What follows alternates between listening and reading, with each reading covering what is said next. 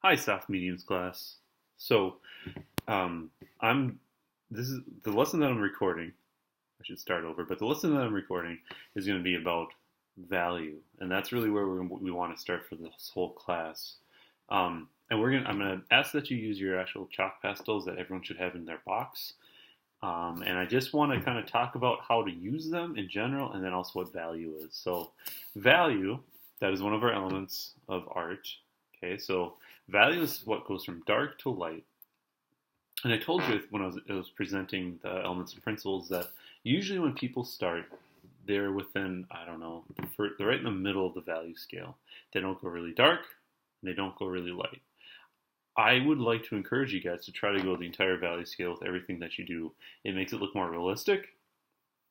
Even if your proportions are incorrect, it's going to look more realistic. So this is just a simple little value exercise that I'd like you guys to try. So what I did, I didn't really even use a ruler. I just made 3 long rectangles with a pencil, and then I took out some pastels for myself. For this first one, I want to have just my white and my black.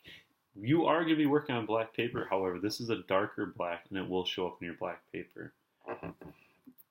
So, if for whatever reason your pastels may be a little dirty, that's okay. Just grab a paper towel and actually just kind of wipe them off on your paper towel, and they'll clean up. So mine had some blue on it, so I'm just kind of cleaning it up. So the first thing that I want you to start is that I want you to make something that goes from white, transitions to gray, and gets to kind of that dark, dark black. And for me, the easiest way to start is that I like to start with the white. So I'm going to take my pastel, and right here I just want to really make sure I get like that nice light white. And after I get that on, I'm not going to really even touch it that much. I want it to be kind of left alone. So I'm right-handed, so I'm going to have to kind of go this way. And there will be overlap. And you might notice I'm using the side of the pastel. You certainly don't have to, but it covers a lot of area quickly. Okay, and you'll notice the nature of the pastel is that it won't probably cover it up totally completely. It's not paint, so you're not going to have like that solid opaque surface that you get with paint. But you can go back and forth and over it again, and soon you kind of cover up some of those splashes.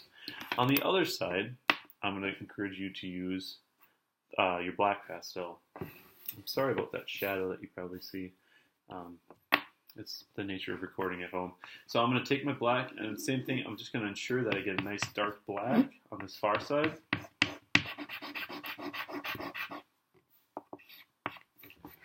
And you can, there we go. You can see how black that is.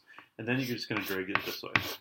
And the part that you want to focus on is right here in the middle, and I'm going to overlap them a little bit. You can see they're starting to turn to gray. What you do with pastel, and this bothers some people because they don't like the way it feels in their hands, and if that's an issue, you can always grab, some paper towel, but it seems like I at least have better control with my fingers. And I'm just going to try to drag those back and forth and really try to get all the grays in. So I'm going to start dragging some of this gray towards the front, so it's like this really light gray over here. And then I'm going to take a little of my white and actually put it right on top of the black. Mix that all in. You get some really darker grays back here. We will be working with pastels in this class for a couple of projects. I do want you to have the option to choose what type of mediums that you use. But this is usually one that most students haven't had a chance to really play around with too much. Okay? So I'll just make sure those look right. And that's really it. I'll try to get this out of the shadow so you can see it a little bit better. I don't know if that helps at all, but that's what I'm looking for. I want you to have your dark darks all the way to your light whites. So that's the first one. That in and of itself is a value scale. Just that. But how does it look when we actually add color? So to do that, I'm going to just, for my first one, I'm going to have you guys do 2 separate ones. So I'm going to have the white to black, and then you're going to choose 2 colors, and you're going to do the same. So I'm going to start with, for this red one, I'm just going to take my red, and I'm going to put red over the entire rectangle.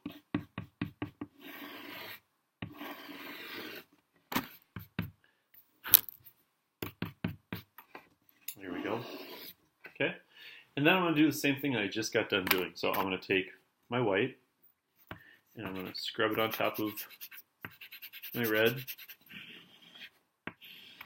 And in the middle, we're kind of looking for that main red.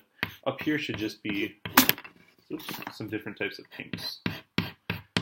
Because if you had intro to art or some type of painting class, you know that the tint of red, white plus color, the tint is pink.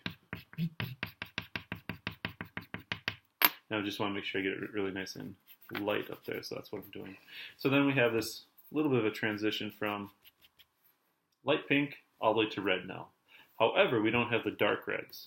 So I'm going to take my black, and you have to be kind of careful that you don't get it like just pitch black. But you want to make it like a shade on this side to make your dark red start.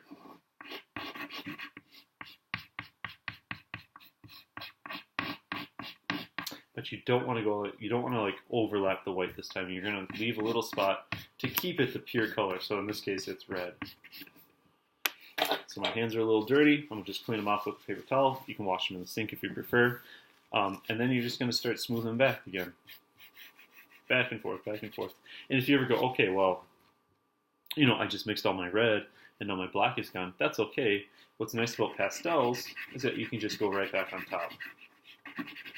Building layers, layers, layers, layers. It helps it to look a little bit more realistic.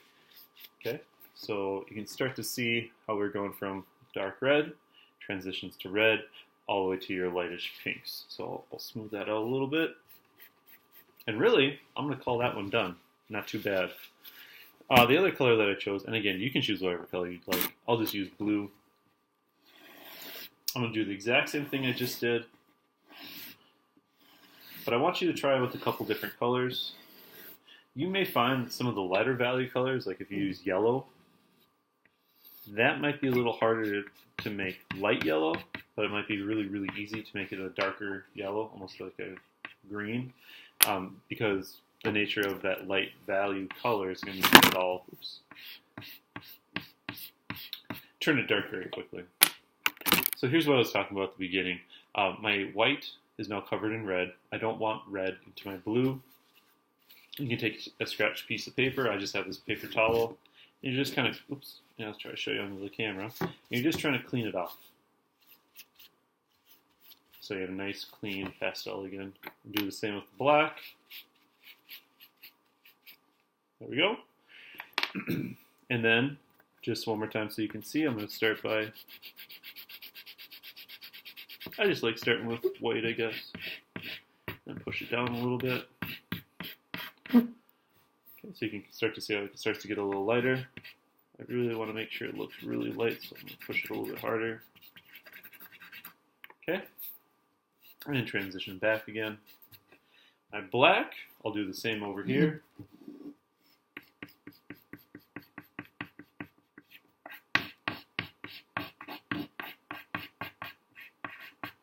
And then I will, it's in a heavy shadow, I will smooth it out this way.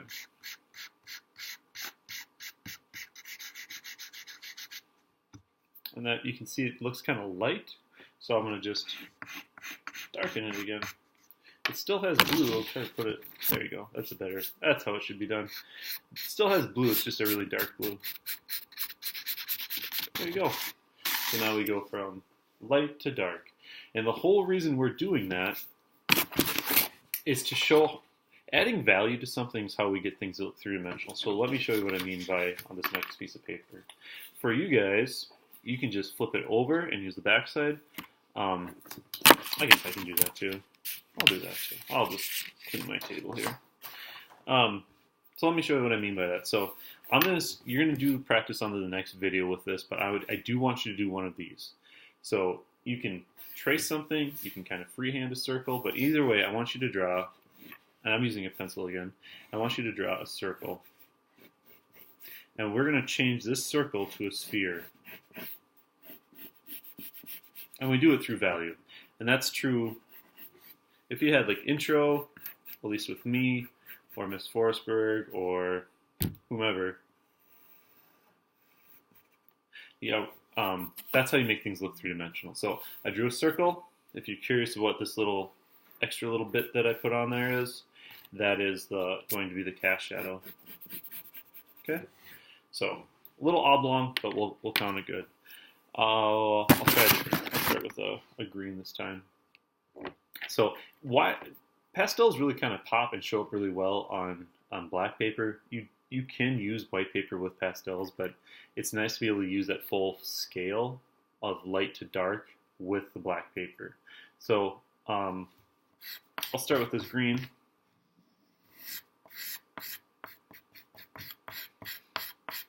And I'll probably just color most of it green here. It's pretty easy to see, I hope.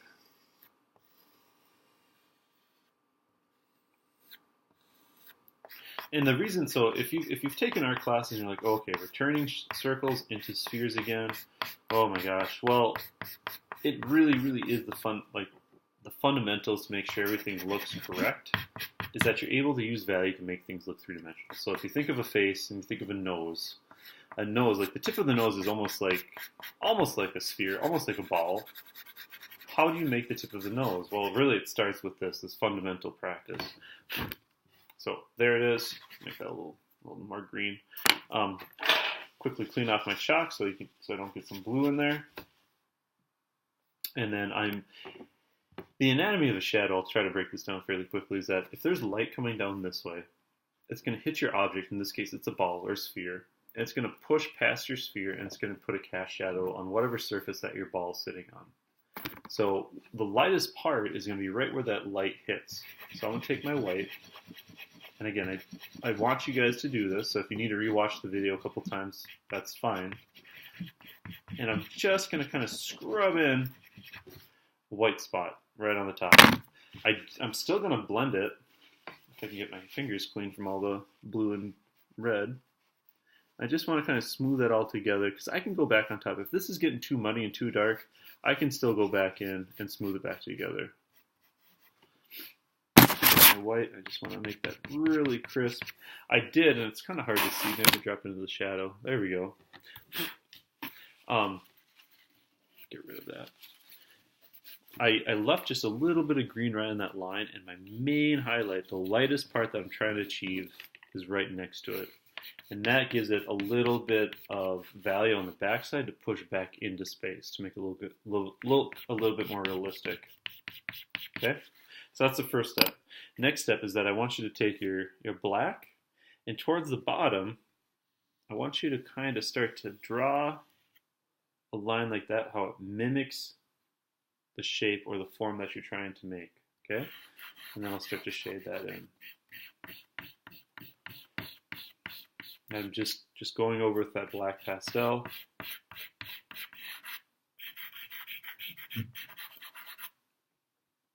I'll go a little bit more. So we have our reflected light, then we transition to our midtones. That's like this middle part here. I'll drop it into that. Okay, that's a little easier to see. That's the midtones, and then this back part. This is your core shadow. This should be the darkest. And I still want it to be green. So right now it looks a little black, so as I blend it should look green again. But I want it to kind of transition. And you may be noticing I'm not going all the way to the edge. And that is for your reflected light. That is for the light as it shines past your sphere. It's going to hit the table and bounce back up. You still don't want it like that bright green though, that bright color, whatever you choose to be. You just want it to be a little bit lighter. So now, the fun part for me at least, now I can blend it all together. And you don't always have to blend pastels. In fact, the next video you'll watch, you'll see different ways to do it. But I just some people don't care for the feeling. I do enjoy it. And I'm going to bring back my green. I'm just going to lay some more on top. So it's kind of a back and forth. What does it need here? What does it need there? How do you make it look a little bit more realistic? Put it back in the shadow so you can see what I'm up to. There we go. That's a little easier.